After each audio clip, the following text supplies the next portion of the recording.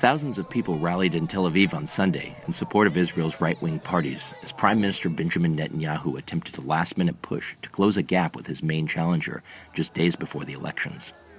Netanyahu's right-wing Likud party had held a slight lead in the polls until Thursday, when his challenger, leftist leader Isaac Herzog, started to pull ahead.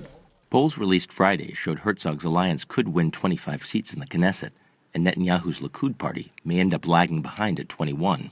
Herzog, leader of a political alliance called Zionist Union, says Netanyahu has lost touch with Israelis and isolated the country through a combative foreign policy. In a rare show of vulnerability for a leader who normally projects confidence, Netanyahu said Sunday he could have done a better job in listening to Israelis' complaints about the high costs of living. Netanyahu has tried to clinch a third term as prime minister by focusing on a security-first agenda. He's spent months warning of the threat of a nuclear Iran, arguments he took to Congress earlier this month. But he returned from the U.S. with almost no bump in the polls. Since then, Herzog has been challenging him on what he says is the prime minister's bad management of the economy. So what's at stake? A Netanyahu victory is likely to ensure continued friction between Israel and the Obama administration.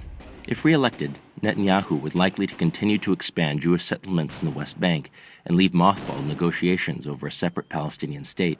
If Herzog becomes prime minister, he would likely be more conciliatory towards the U.S. and Europe, freeze expansion of isolated settlements, and re-engage with the Palestinian leader Mahmoud Abbas in peace talks. Even though Herzog may be ahead in the polls, no party is likely to win a majority.